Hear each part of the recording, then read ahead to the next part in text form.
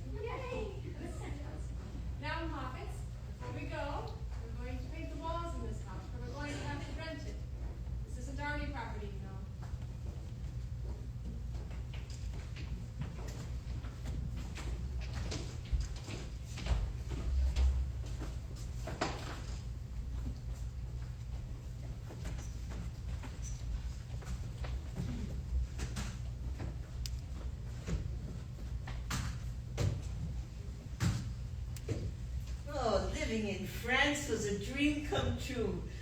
We'd been stationed in Yokohama, Japan, and I loved that. But to live in France, it's the icing on the cake, the gilding of the lily. We lived in a small town, Toul, in Alsace-Lorraine. And we made marvelous friends, the mayor and his family. We sent our oldest girl, who was too pretty for her own good and GI crazy, to a girls' international boarding school in Switzerland, where she learned to smoke and overeat. She never forgave us. My middle Moppet had correspondence courses in an army hut, and my youngest, a third grader, started the French first grade, pen and ink, outhouses, and a communist for a teacher. We didn't know this until we'd invited her to a party, and she hired someone to translate a letter she wrote explaining how unhappy she was with the execution of the Rosenbergs. And here it was, 10 years after the end of the war, and we were still occupying her country.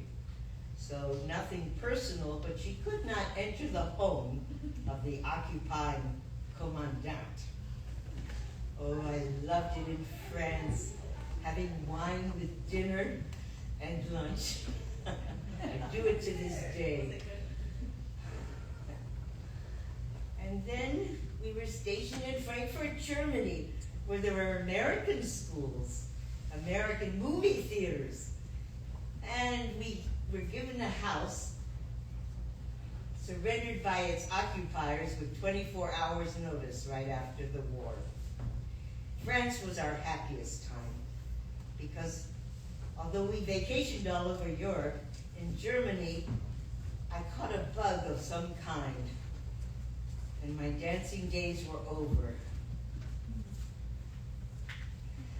We were next stationed in Chicagoland, and my encephalomyelitis was arrested by cortisone.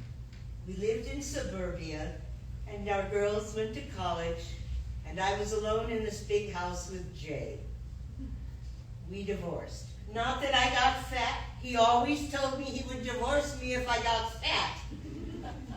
But he was from Arkansas and Colorado. I was from Massachusetts and New York. He was a Republican, and I was madly for Adelaide. He was one of 9 kids, and I was a singleton. I needed people, and he was very happy being all by himself. He loved classical music, grand opera, and Burl Ives. I liked Guy Lombardo and Gilbert and Sullivan operettas. So, he was a scientist, and I was a third-generation Unitarian, although he did become a Unitarian afterwards. I'll take credit for that. So I moved to Philadelphia. My eldest Moppet was the only one who had settled down, and we found an elegant apartment near Rittenhouse Square. It reminded me of the house I grew up in Columbia Heights. That house was torn down to make room for a highway and the promenade opposite the harbor of Manhattan. So that was gone. My father went on another ocean cruise and found himself another wife, Mona. She was from England, and he told me he was thrilled. She was still menstruating. They are still finding old liquor bottles at their home, Red House, in Walpole, New Hampshire. That was where Jay and I spent our honeymoon. So I came to Philadelphia, and here I am at Rittenhouse Square. Pardon me, but is this seat taken? Oh, be my guest. Thank you. What a delight to meet a gentleman who's not glued to his chair. The pleasure is all mine. Pardon me, miss. I see you are wearing a large button that says, "I'm peculiar." I wonder if I might interview you.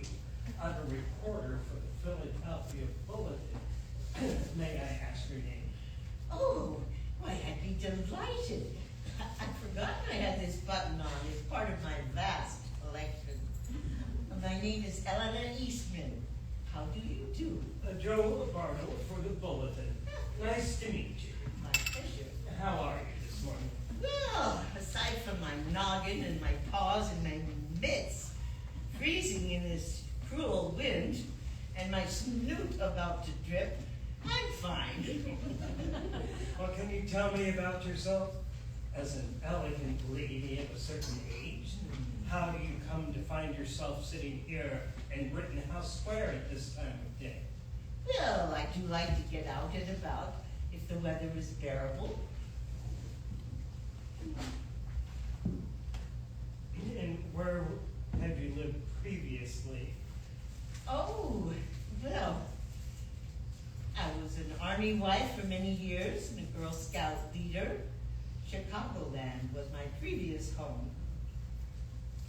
I come from a long line of distinguished people going back to the Declaration of Independence, a signatory. My great-grandparents were workers on the Underground Railroad in Chicopee, Massachusetts. My grandfather, Professor William Hooper, founded the Brooklyn Academy of Arts and Sciences, which later became the Brooklyn Museum. My grandmother was an accomplished pianist and social reformer. They met at Antioch College. Oh, quite an interesting family history. But what about you? Well, I graduated from Skidmore College, Saratoga Springs, New York, and married a West Pointer, and we lived all over the world. I was a Girl Scout leader. We had 3 Moppets.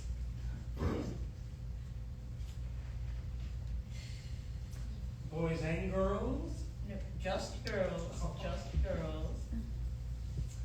I often tell them the best thing I ever did for you was to give you 3 sisters. 2 sisters because I was an only child. And what are your interests here? Oh, well, as a Grey Panther, I volunteer every week at the ACLU filing. My father thought I should be a secretary. And I keep up with the newspapers. I get the New Yorker religiously. On TV, I enjoy Brokaw and Oprah and Dickie Boy, Mr. Callip to you. Oh, And I love to watch All in the Family. Archie Bunker reminds me of my father.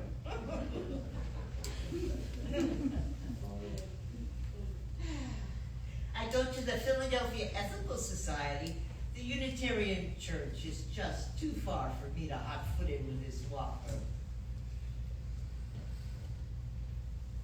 So you keep up with politics, do you? Oh, you have to. I'm thrilled that horrible Mayor Rizzo is gone. What a stinking, lousy hard hat he was. You know, I tell my Muppets not to buy me presents, but to make them. And my little daughter has written me a little song. If you'll let me, I'll share it with you. Well, that'd be so kind, yes. Because I'm a liberal.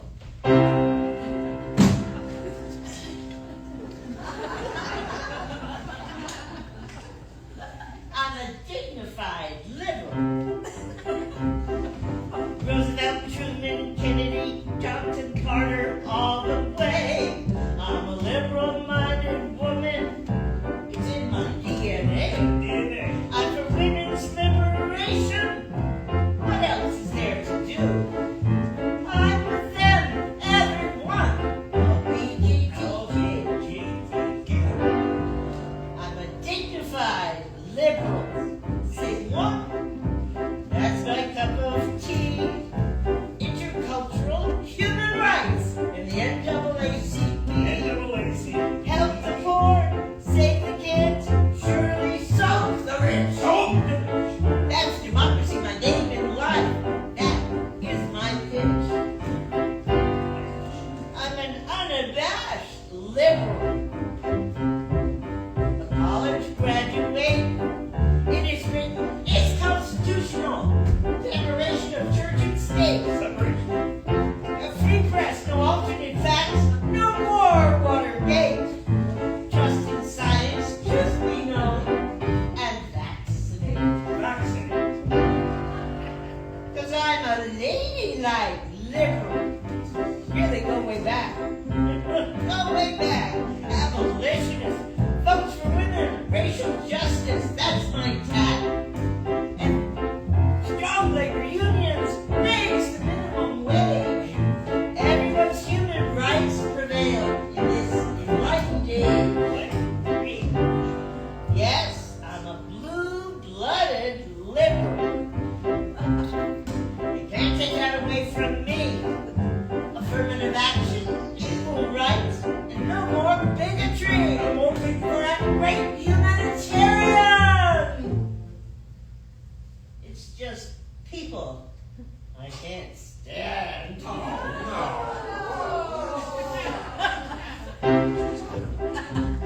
I'm a liberal. La-di-da-da-da. I'm liberal. La-di-da-da-da. You want any more? You can sing it yourself. Sure, you'll do just fine. If you're a liberal, you're a friend of mine. If you're a liberal, you're a friend of mine.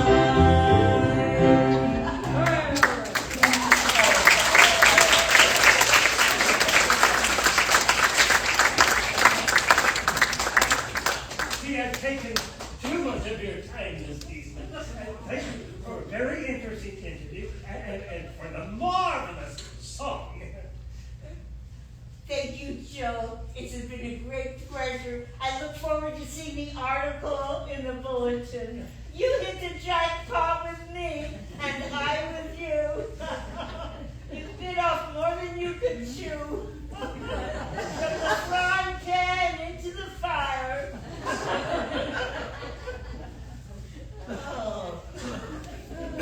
Oh, fiddlesticks.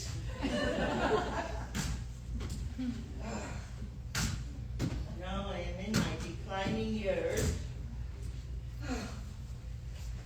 Oh.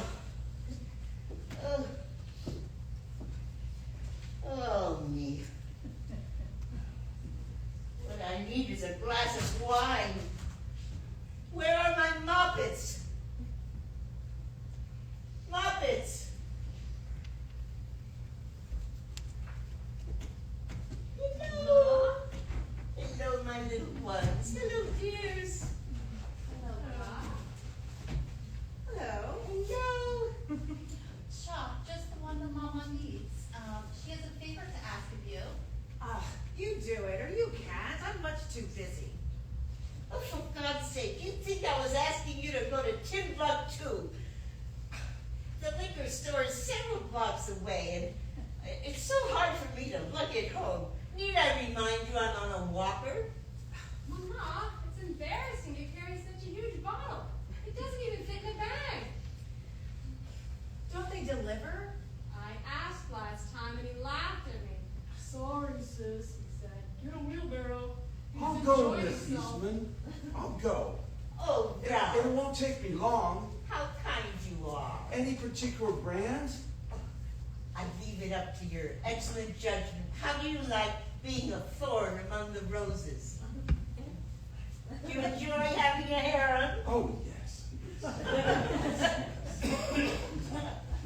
Thank you so much. You're a grown-up Boy Scout. Thank you.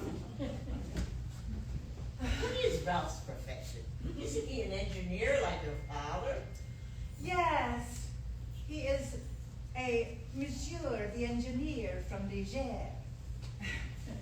He brings back all these sculptures, and I can't stand them. And he goes to therapy, a lot of therapy. He knows himself very well. Obviously. He's very open. Obviously. Kat's doing better these days. Her latest beau is a social worker from Boston, Mama. You met him? Oh, I did. He had a copy of Pride and Prejudice in his back pocket. I thought that was screamingly funny. And what about you? I hear you have a beau who's more exotic in more than one way, in more than one way. What? I don't know what in the world you're talking about. What guff? Here you Moppets have been all over the world. You've been getting all the education you could desire, and you persist, you revel in discussing matters below the waist. I am the lady of the house. Oh, I'm sorry. Best thing I ever did was give you two sisters. Oh, Miss Eastman. Here you go, Miss Eastman. That's a big bottle of wine. thank you so much, Ralph. Oh, you're so kind. And I brought you something to help you carry your things with. It's a lot easier in a backpack. But, Nice. thank you.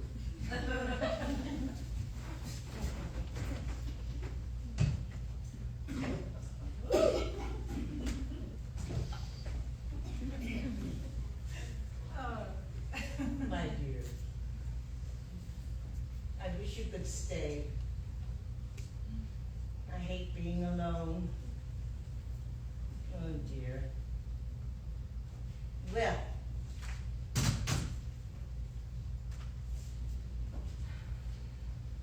at least I still have the most beautiful legs in Brooklyn.